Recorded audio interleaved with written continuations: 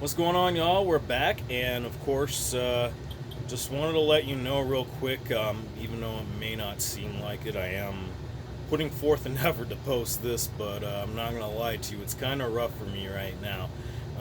I know I plan on doing a live stream tonight for Thursday night kickoff. Unfortunately, that will not be the case. I'm not doing so well right now. In fact, I'm struggling just doing this video right now. This is like my fifth or sixth take trying to get this going. And just because I can't really get everything flowing the way I want to. But I'm going to give this a shot, especially because the other night I dropped a couple of videos where I was looking to do a lot of what I'm going to try to do in this one. And you may have seen me do it in some other videos as well. But what I want to do is actually get to where I spend maybe 2-3 minutes on a certain topic, do at least 2 or 3 topics every video, and just spend a couple of minutes on each of those. Just try to get that going, see if that can't be something that we do a little bit more of. Some videos will be singularly focused, it really just depends on the situation. But of course, we're going to just try this here, see where it goes, and I'm pretty sure you'll see more of it in future videos. That said, of course I want to start with the obvious thing. I said it before. Thursday night kickoff tonight, we got Lions-Chiefs. And it's really, really interesting because right now the Chiefs are favored at 4.5. And understandably so. I think that's very reasonable under the circumstances, especially with a brand new season and everything. It's going to be really interesting, however, because the Chiefs are going to be without all-pro defensive lineman Chris Jones, as he's still holding out for a new contract, which going to be interesting to see how that works out. It doesn't seem like the Chiefs and Jones are gaining any traction. They're not finding any common ground on that, from what I understand. So I'm inclined to believe that as of right now, that's probably not going to change anytime right away. He even talked about being there week 8 if the circumstances are right. So we'll see how that goes. Now,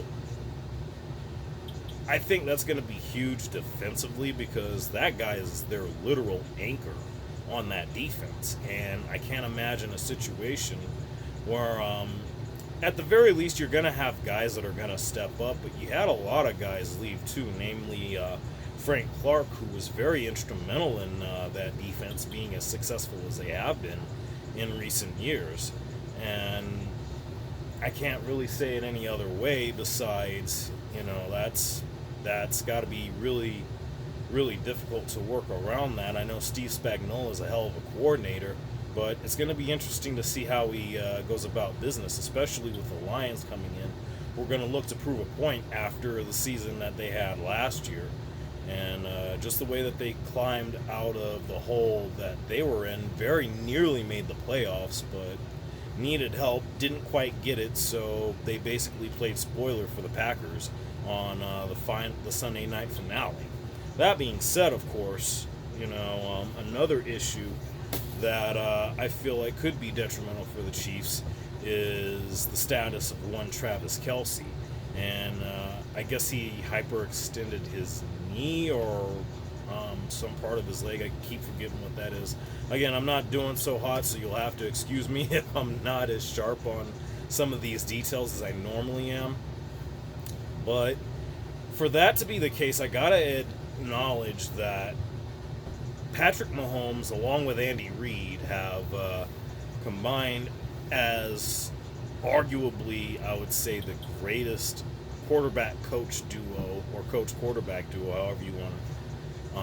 however you want to phrase that, in really just history, period.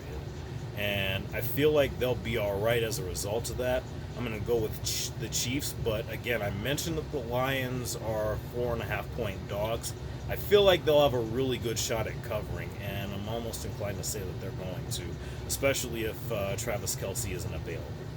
The next thing I want to talk about is big money moves, big money moves, and especially having spoken about Chris Jones, which something that's going to make that situation even more interesting is the new contract that Nick Bosa got today, or was announced to have gotten actually last night, I should say.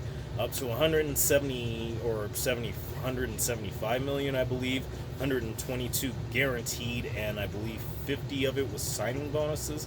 Either way, that's huge because if nothing else, it just goes to show how significant that can be. I mean, of course, there's been a lot of talk about the running back market versus the quarterback market, and now we're talking about the defensive line market, I guess we'll say, because I mentioned Chris Jones earlier. It's really wild how all of that works, and I gotta say, if there's anyone who's deserving of that kind of money, it's definitely Nick Bosa. It's real interesting because, again, speaking on the running back market, Christian McCaffrey is the highest paid running back in the league at about $16 million a year, and you can't really do that for Saquon Barkley. Understandable, his injury situation has kept him from being as effective as he could be. So there's that.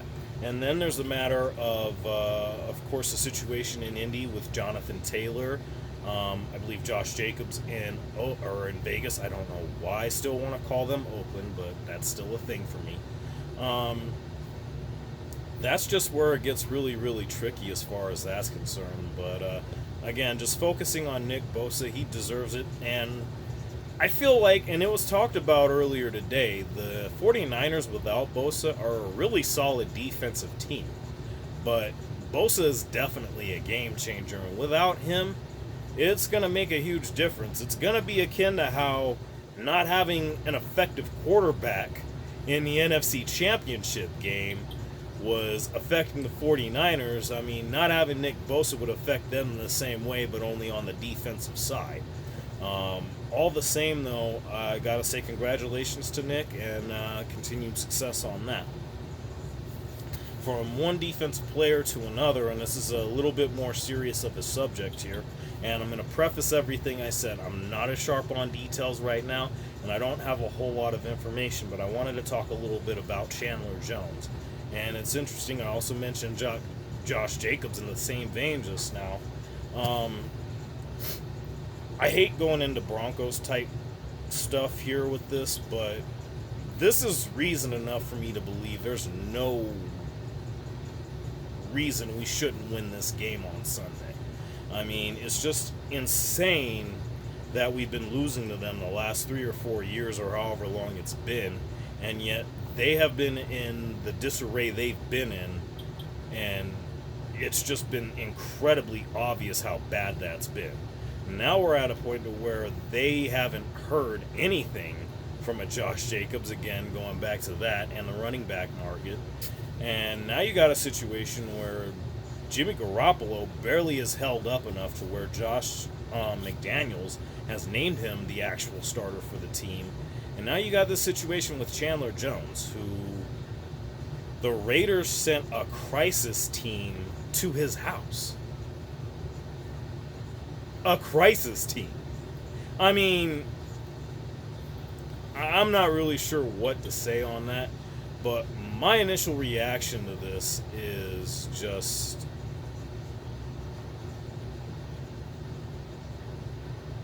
how do we even get here with this sort of stuff? It really just blows my mind that there can be such, again, disarray, such mismanagement. I don't even know what you want to call it, but to have all these things going on, and in a weird way, I almost want to feel bad for Josh McDaniels. I really don't. I just, if anything, it couldn't have happened to a better guy. But in all seriousness, though, I mean, you had all this expectation with him being brought in. He was going to change things up, which he did. Of course, Derek Carr is now in New Orleans, amongst a few others that are no longer there, like one of the holdovers, or Max Crosby, again, Josh Jacobs, regardless of his situation, the aforementioned Chandler Jones, and a couple of others. And, of course, even Darren Waller now is with the Giants, but excuse me as I try to finish this strong here. It's just really baffling to me how much they've been able to be successful. despite all of this. And the idea of them sending a crisis team, and this is, I believe, after the fact, I caught wind of him saying he no longer wants to play for the team. How do you get there, of all things? I mean, it's just quite clear at this point. There are some things going on behind the scenes that, it's just remarkable how they've been able to have any remote amount of success over recent years. And, I mean, I gotta tip my hat to them as much as I don't want to, but, I mean, how do you do this? How do you really do this? And moreover, are we going to see Chandler Jones play for the Raiders ever again, much less in this season?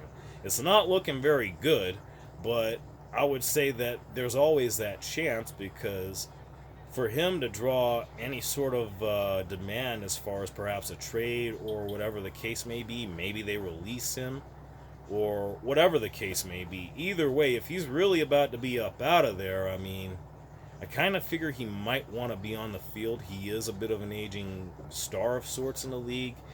I would even dare say he's kind of fell off the last few years. So hopefully he's able to get that worked out. But if nothing else, I would like to hope that there isn't actually anything wrong, because that's just alarming that you're sending a crisis team to his house.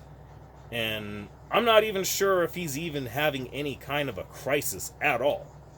I mean, he seems to have it pretty well together where he needs to. So, why this is even a thing is beyond me. But either way, let me know what you guys think. I apologize. I wasn't as good as I needed to be, and as good as I'd like to be for these. Again, it's been kind of rough for me today, which is really strange, because right now it's not even that bad, but at the same time, I don't know, with the way that I am right now, I can hold up for 3 to 4 hours of a live reaction, and I don't want to try to do that and hold up to prove a point or anything like that. But either way, I just wanted to get this out. I would like to try to get another video out if I could, if I'm able to make that happen, but we'll see. I just wanted to get this going.